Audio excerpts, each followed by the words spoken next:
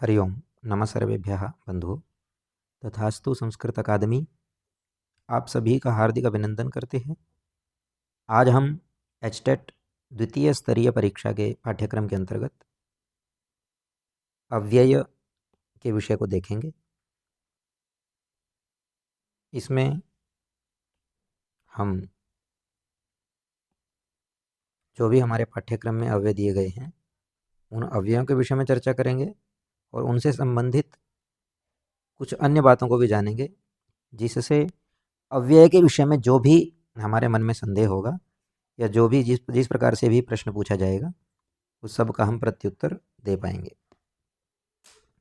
चलिए प्रारंभ करते हैं कक्षा को।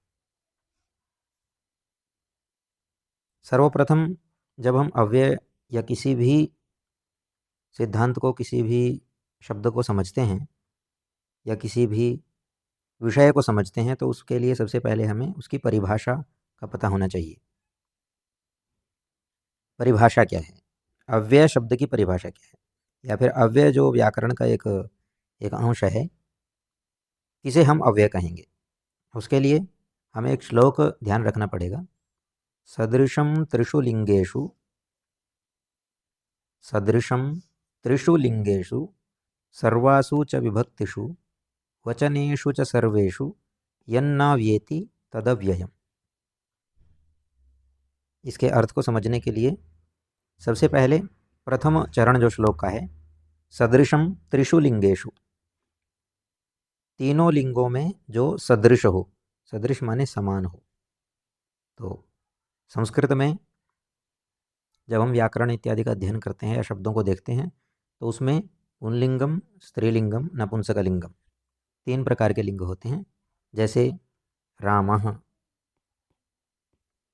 श्यामः,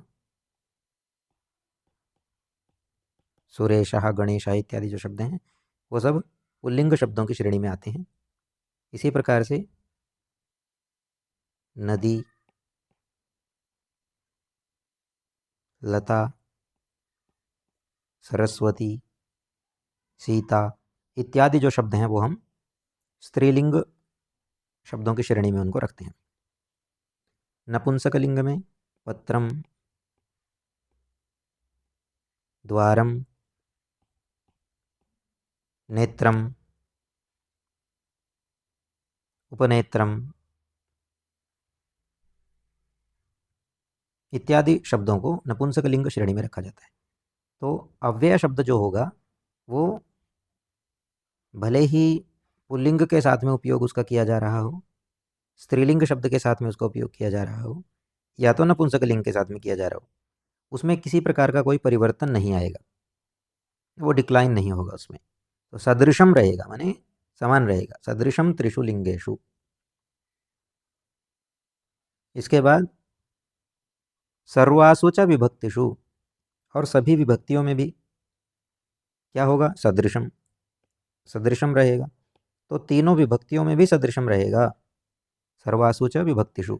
अब विभक्ति में विभक्तियां जो है वो मुख्यतः दो प्रकार की होती हैं, कारक विभक्ति और उपपद विभक्ति।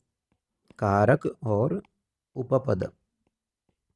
तो कारक विभक्तियां प्रथमा, द्वितीया, तृतीया, चतुर्थी, पंचमी, षष्ठी और सप्तमी, ये विभक्तियां हैं। और उपपद माने किसी अन्य पद के कारण से, जैसे नमः के योग में चतुर्थी विभक्ति आ जाना।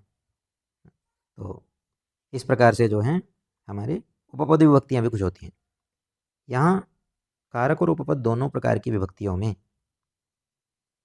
जब हम किसी अव्यय पद का उपयोग करेंगे या अव्यय को यूज़ करेंगे तो वहाँ प्रथमा के अनुसार कुछ और ही होगा, द्वितीय के अनुसार कुछ और होगा, तृतीय, चतुर्थी इत्यादि के अनुसार कुछ और होगा। ऐसा नहीं होता इसमें, क्योंकि अव्यय जो है वो विभक्ति के अनुसार भी नहीं बदलता, विभक्तियों में भी सदृश रहता है, समान रहता है। उदाहरण के लिए रामः, रामः अत्र आगच्छति, यदि हम कहेंगे रामः अत्र आगच्छति तो रामम, रामम, इसमें कहेंगे हम रामम अत्र आह्वयतु, रामम अत्र आह्वयतु। तो यहाँ रामः में प्रथमा विभक्ति है, रामम में द्वितीय विभक्ति है, परंतु अत्र जो अव्यय शब्द है वो दोनों स्थानों पे समान है। ऐसा तो नहीं है ना कि रामा के साथ अत्र कहेंगे और रामम के साथ हम उसको अत्रम कह देंगे, नहीं, अत्र जो है वो अत्र ही रहेगा। अत्र, तो अत्र जो है ये अव्यय पद है। तो अव्यय पद क्यों? क्योंकि इसमें किसी प्रकार का कोई डिक्लाइन नहीं हो रहा है, विकार नहीं हो रहा है। ये अविकारी शब्द भी इनको हिंदी भाषा में, हिंदी व्याकरण इत्यादि पढ़ते समय कह दिया जाता है। तो अत्र शब्द का हमने यहाँ पर, अत्र अव्यय पद का यहाँ पे उदाहरण देखा। यहाँ प्रथमा और द्वितीय दोनों विभक्तियों में समान रहेगा, सदृश रहेगा। तो प्रथमा द्वितीया क्या तृतीया चतुर्थी में बदल जाएगा? नहीं। तृतीया हो, चतुर्थी हो, पंचमी, षष्ठी, सप्तमी, कोई भी विभक्ति हो, उन सभी में अव्यय पद जो है वो समान रहता है। इसके बाद वचनेषु च सर्वेषु, और सभी वचनों में भी, सभी वचनों में, तो संस्कृत भाषा में एक वचनम, द्विवचनम, बहुवचनम, ये तीन वचन हैं।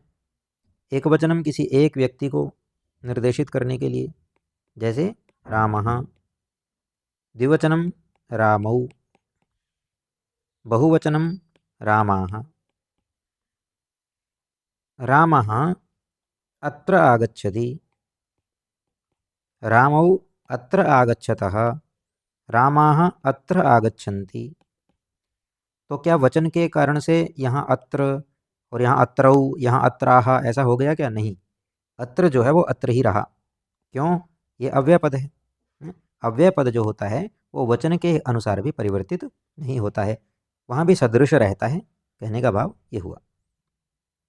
यन्न व्येति तदव्ययम, यन्न व्येति, यस्मिन् व्ययः न भवति, जिसमें व्यय नहीं होता है, व्यय माने कुछ खर्च नहीं होता है, जिसमें कुछ परिवर्तन या विकार नहीं होता है, किंतु परिवर्तन या विकार नहीं होता है, सापेक्षितम परिवर्तनम विकारम न भवति। सापेक्षिकम, सापेक्षिकम इत्युक्ते इन तीनों की जो पहले बताई गई लिंग, विभक्ति और वचन, इन तीनों की अपेक्षा से, इन तीनों के अनुसार यहाँ किसी प्रकार का परिवर्तनम न भवति, और इसी कारण से इसे हम अव्यय कहते हैं। तो इस प्रकार से हमारा ये अव्यय जो शब्द है इसकी हमने परिभाषा देखी। सदृशम त्रिषु लिंगेषु सर्वासु विभक्तिषु च, सर्वासु च विभक्तिषु, इसके बाद वचनेषु च सर्वेषु यन्न व्येति तदव्ययम। ये देखा हमने अभी एचटेट लेवल 2 में जो आपके पाठ्यक्रम में अव्यय लगे हुए हैं वो कुल 21 अव्यय हैं। उनमें अत्र, अधः, इतः, इत्थम, इदानीं, शनैः, उच्चैः, नीचैः, नमः, कथम, कदापि, यद्यपि, यथा, तथा, खलु, धिक्, प्रातः, किम, किमर्थम, यतः, कुतः, इस प्रकार से ये कुल 21 अव्यय पद हैं जिनके विषय में आपसे प्रश्न पूछा जाएगा, और इस अव्यय पदों से प्रश्न अवश्य आते ही हैं एचटेट की परीक्षा में। अभी हम अग्रिम चलचित्र में इनके एक एक अव्यय के स्वरूप को समझेंगे, इनसे संबंधित तथ्यों को जानेंगे। अस्तु, नमो नमः। जयतु संस्कृतम, जयतु भारतम।